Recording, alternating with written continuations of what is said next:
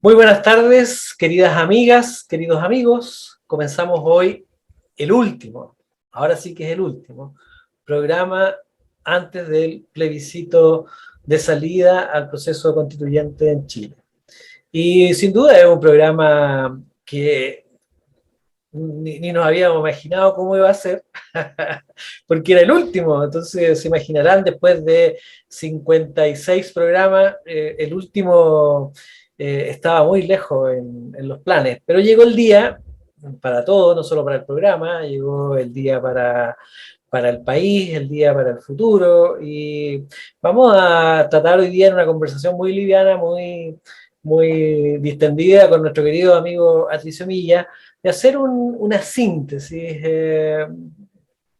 Sin duda, el proceso ha sido largo, ha sido intensísimo, ha sido lleno o preñado de acontecimientos, de esperanzas, de sinsabores, de decepciones, y también, ¿por qué no decirlo?, de chascarros y muchas contradicciones. Y por lo tanto es un proceso que no se puede encerrar en una media hora de conversación. Pero trataremos y haremos el intento de sacarle molde a lo que ha sido este año y medio de proceso constituyente. ¿Cómo estás, Atricio? ¿Qué tal? ¿Qué tal el ánimo? Muy bien, Alejandro, muy expectante. Estamos a puerta del plebiscito de salida, donde se aprobará o rechazará esta nueva propuesta de constitución. Un proceso largo, tú ya lo dijiste, polémico, que ha tenido y que ha terminado polarizado y tal vez enredado, ¿no? La experiencia de las últimas elecciones ha demostrado que Chile es un país muy fragmentado políticamente, al punto que un día identificamos cuatro Chiles. Yo todavía recuerdo de ese episodio.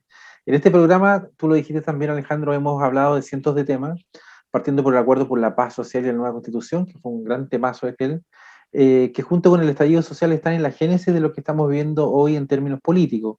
Hemos hablado en este programa de factores determinantes del voto, del rol de la prensa, de la relevancia de las redes sociales, de un fenómeno relativamente nuevo, ¿no?, en política, que son las fake news. También sobre el rol de las encuestas y si han sido un reflejo de la opinión pública o tal vez una suerte de manipulación del electorado. Hemos citado a distintos autores para comprender procesos sociales, económicos, políticos. De verdad, nos hemos divertido en este programa, hemos aprendido, hasta hemos tenido que carnavalizar varias situaciones como una forma de exorcizar muchas veces situaciones ridículas de las campañas políticas presidenciales, por ejemplo, o de las noticias de todo tipo que dio la Convención Constituyente.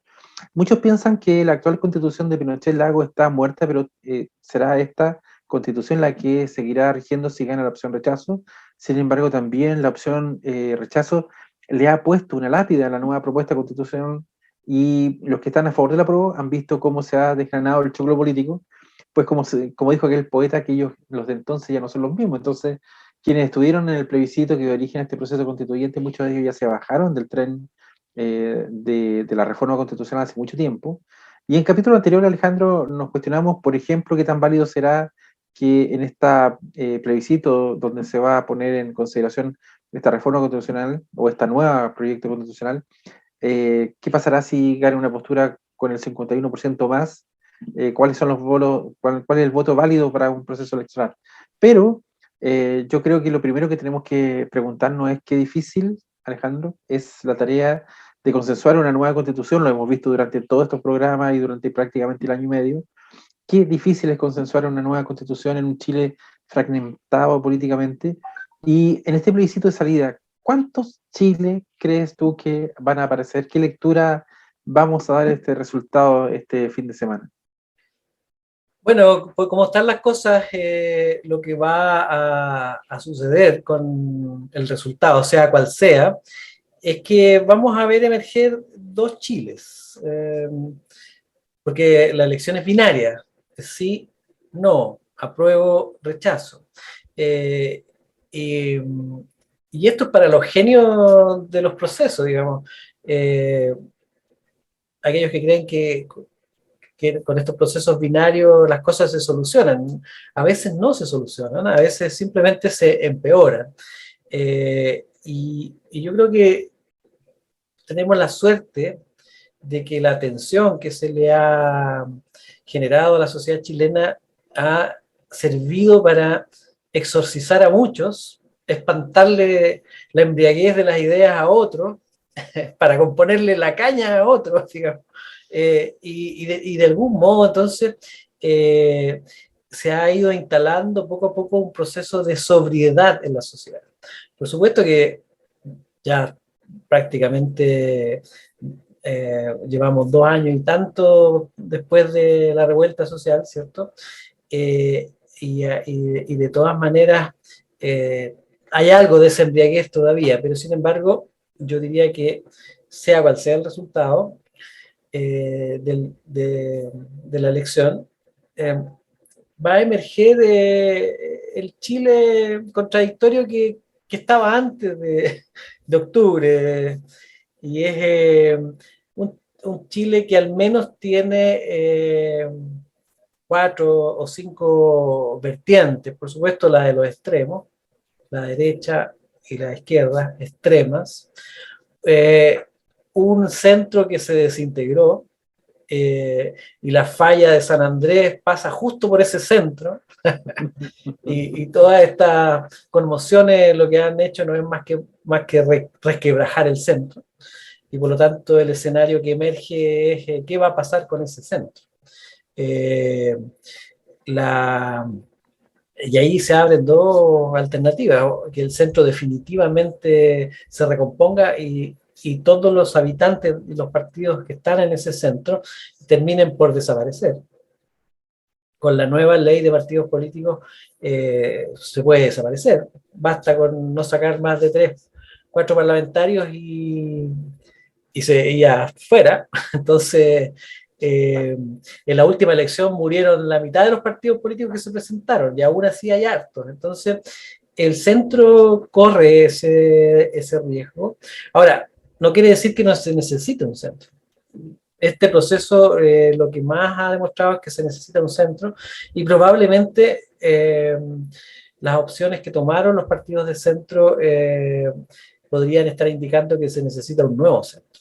Entonces, el rechazo o el apruebo van a terminar de perfilar ese futuro. Han surgido fenómenos paradójicos. Los antipolítica y antipolíticos son el motor del apruebo. Entonces, eso es raro, porque eso finalmente va a resultar en algo insospechado. No sabemos qué características va a tomar eso, pero la fuerza motora, que en este caso que es la juventud, es una juventud anarco-narcisista, que no cree en la política, que no cree en los partidos políticos, pero sin embargo en esta lógica de impulsar el apruebo entra al juego. Y, como ya lo hemos visto, termina convirtiéndose en un actor político. Y ese es un fenómeno nuevo. Y el otro que va a hacer emerger probablemente nuevas manifestaciones políticas, nuevas formas, como por ejemplo ya es el partido de la gente, una cosa que nadie vio venir y que ya está ahí, y que tiene mucha fuerza en este momento. Pero también surge un nuevo elemento, y eso va a ser parte del Chile de mañana, y es el que vuelve el voto obligatorio. Por lo tanto, vuelve la certidumbre a las elecciones. Mira lo que voy a decir. El voto voluntario fue una triquiñuela que se instaló a vista y paciencia de la ciudadanía para, de algún modo, permitir controlar el flujo de las elecciones. Y hoy día la vuelta del voto obligatorio lo que va a generar es estabilidad, entre comillas. No es porque la gente va a poner a votarse estable, sino que es más fácil con voto obligatorio anticipar los resultados de las elecciones, aunque sea sabiendo que es para perder, digamos. Entonces, todas esas cosas vuelven. Y bueno, es un nuevo comienzo y por supuesto la discusión se queda. Gane quien gane en la elección, las discusiones sobre el futuro van a seguir tan encarnizadas como han estado hasta el día de hoy. Ahora, tú mencionaste recién unos conceptos que los vimos en los capítulos iniciales de nuestro programa Dos Tercios. En un momento determinado nosotros analizamos la condición del narcisismo en política. También abordamos situaciones del control social, el tema de una sociedad hiperconsumista, hiperindividualista, pero también hablamos muchas veces de la utopía y las distintas categorías de utopía en política. ¿Qué queda finalmente? Porque finalmente lo que se estructuró como convención constituyente y obviamente ese producto que es la propuesta de nueva constitución, está basado muchas veces en ideas utópicas, en personajes que fueron extremadamente narcisistas políticos en muchos aspectos, y finalmente como que todo eso confabuló para que la convención y su producto, que es esta nueva constitución, se fuera desinflando en la opinión pública, en los anhelos de cambios estructurales, sociales, políticos, económicos que tiene Chile. ¿Por qué se debe por qué se vio ese fenómeno finalmente, Alejandro? ¿Qué parte de la condición humana hizo que la gente no quedara tan contenta con algo que se veía con mucho interés al principio? Bueno, lo voy a decir en términos jocosos. Tiramos a la tía Pikachu a la convención y no pasó nada. O sea, no pasa lo que pasaba en los Pokémon, que había una lucha y cada Pokémon sacaba lo mejor de sí y evolucionaba y se transformaba. Esas cosas no pasaron en la convención, eh, pero sí quedó muy claro que eh, lo que, lo que cada convencional hizo en su caso fue tratar de instalar su heteroutopía, su microutopía, su particular eh, plataforma de nicho. Esto es básicamente a propósito de la entrada muy fuerte de los movimientos y la discusión que viene, qué tan políticos son los movimientos y cuál es el aporte político de un movimiento habiendo muchos movimientos en juego, cuáles son los aportes políticos de esos movimientos. Y la experiencia de la Asamblea Constituyente reveló que eh, es más bien la confusión lo que se genera. Esta transacción de reivindicaciones muy particularistas, muy de nicho, muy de zona, muy de localidad, que a la larga impiden construir sistemas. ¿Sí? Entonces, el texto constituyente está lleno de particularidades, todas hermosas por parte, digamos. Pero como sistema no se articulan, por lo menos de una manera que permita en el modelaje, porque uno solo se la puede imaginar y modelar cómo van a funcionar. Y eso no, esa modelación no se ve funcional. Entonces, ese es el gran, yo diría, no es un legado, porque en el fondo funciona más bien como una advertencia de, oye, no lo volvamos a hacer así, porque en el fondo no conduce a una suma feliz. O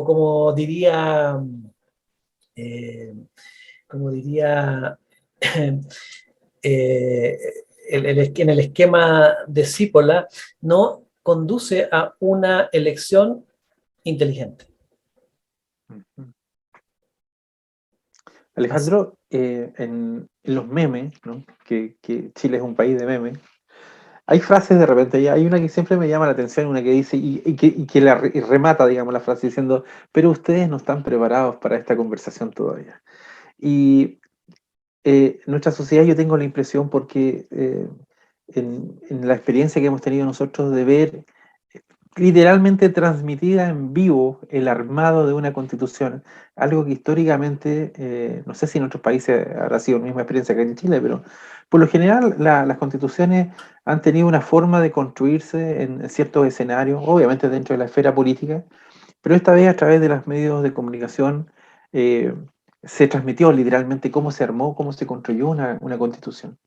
Eh, ¿Qué tanto afectó eso a la imagen de esta nueva propuesta constitucional? ¿Hay factor en aquello de que se haya salido de ese secreto de cómo se construye políticamente una constitución a estar ahora la sociedad mirando in situ, no solamente cómo se construye técnicamente, sino todos los escandalillos que hubo y que adornaron estos procesos durante este año y tanto? Bueno, la transparencia tiene, tiene algo, tiene algo positivo, que es que te permite ver, ¿cierto? Te permite hurgar en el mundo privado y mágico de las cosas. Eh, pero al mismo tiempo lo que hace es quitarle el encanto a las cosas Ah, sí, pues. y las desnuda en su trivialidad, en su simpleza y a veces en su pobreza. Fue como el Entonces, efecto de la casa de vidrio, ¿te acuerdas de la casa de vidrio? entonces lo que hizo la transmisión permanente del proceso de constitución, de elaboración de la constitución, es parecido a lo que les pasó a los gringos con la guerra de Vietnam. La guerra de Vietnam fue televisada, Claro. tal cual la constitución, o sea, la constituyente, ¿no? Y lo que terminaron concluyendo los gringos de ahí para siempre es que jamás, nunca van a televisar de nuevo una guerra.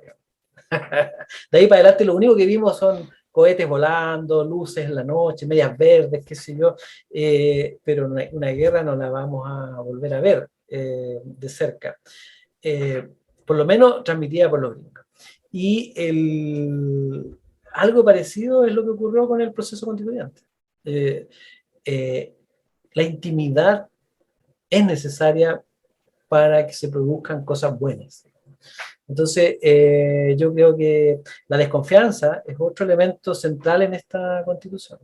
Así como mencionaba que los impulsores, muchos de los, no todos, pero muchos de los jóvenes impulsores del apruebo son gente que no cree en el proceso y está impulsando el apruebo solo para joderle la vida a los que creen en los procesos políticos. Digamos. Entonces, así como ese es un fenómeno que ocurre en la creación de una constitución que tiene que ser más bien un elemento generador de esperanzas para todos, lo que primó es la desconfianza. Y hay muchos artículos en el texto constitucional que tienen que ver con la desconfianza. Por ejemplo, los candados.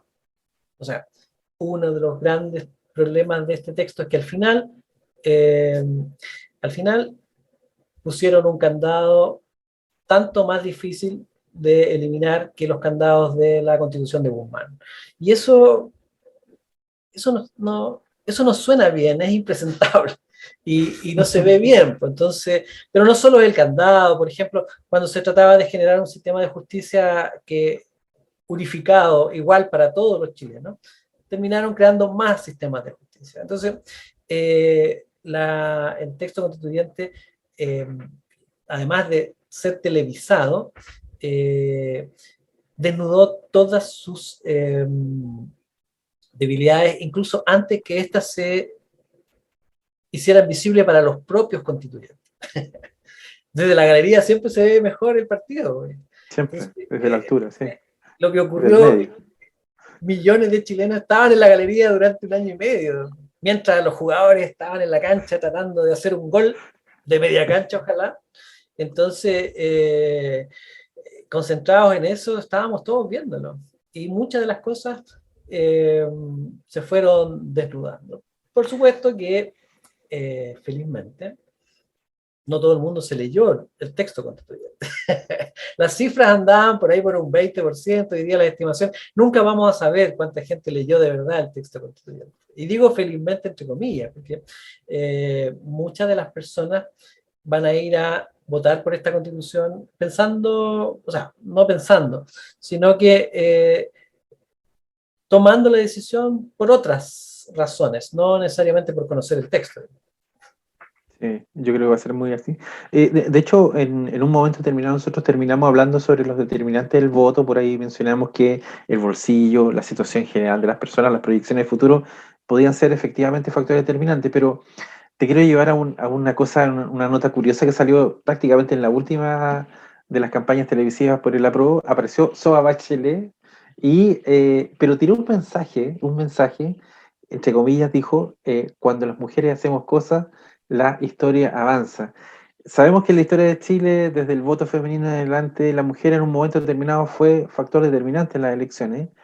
En la mirada tuya actual, digamos, el factor mujer en un proceso electoral como el que vamos a tener con voto obligatorio, se va a inclinar hacia la derecha, en este caso hacia el rechazo o hacia la pro. ¿Cuál es la percepción que tienes tú de este tema? Yo creo que por más que el proceso constituyente intentó imprimirle un tinte feminista a la Constitución, eh, no va a ser decisivo en la elección eh, por el apruebo o por el rechazo de parte de las mujeres. Creo que se va a correlacionar con el grueso del resultado. O sea, si una opción gana por el 55%, es probable que las mujeres estén ahí entre el 53 y el 57 dentro del margen de error en esa elección. Entonces, no creo, porque en esto se juegan otros elementos. O sea, eh, si la razón principal para votar teóricamente y racionalmente sería conocer el texto, pero asumimos que era imposible conocer un texto, además un texto que no se deja leer fácilmente, además un texto que es complicado, además un texto que es técnico, entonces, bueno, ¿por qué otras razones podemos votar? Entonces, bueno, votamos por los grupos referentes en los que nos ubicamos. Las familias de derecha van a votar por la opción de la derecha, las familias de izquierda por la de la izquierda, los de centro por la mitad a favor y por la mitad en contra, en que se ha dividido el centro. Y ese esquema va a cruzar toda la elección. Eh, Otros votarán por la esperanza, otros votarán por las causas particulares, qué sé yo. Los animalistas probablemente vean en esta constitución algo especial, los bomberos probablemente vean en ella algo especial, los mineros no porque no están en la constitución, los transportistas no porque no están reconocidos. Entonces, hay una enorme posibilidad para que la gente vote a partir de otras condicionantes de su opción de voto. Y las que sean, bienvenida, porque ya está todo jugado. O sea, con lo que nosotros digamos ahora o lo que se ha estado diciendo la última semana no vamos a convencer a nadie. Pero sí vamos a dejar sentado que este ha sido un proceso inédito, pero yo tengo que decir que todo lo que nos pase mañana, en 10 años más, siempre va a ser inédito. La historia es así. La historia no está escrita. Entonces, a mí como un poco me carga cuando la gente dice cosas como, es la primera vez. Pero obvio que es la primera vez, porque es la primera vez que nos toca vivirlo. Pero no es la primera vez que se ha hecho una constitución. Ya dijimos que hay más de 200 constituciones solo en Latinoamérica. Y la mitad de ella no sirvió para nada, digamos. Entonces, hay muchas primeras veces por ver. De hecho, solo para dramatizar un poco, si, si ganase el rechazo, que es lo que venían indicando las encuestas, eh, sería la primera vez que, teniendo el arco solo, sin arquero, ¿cierto? Un equipo no metiese un gol. Ha O sea, pasado, ¿no? pero en materia de constituciones y asambleas constituyentes nunca ha pasado. Por lo menos no hay registro. Sí, hay registros más bien de constituciones que ganaron y que no las respetaron. Eso está lleno. Pero de constituciones democráticas, no. No.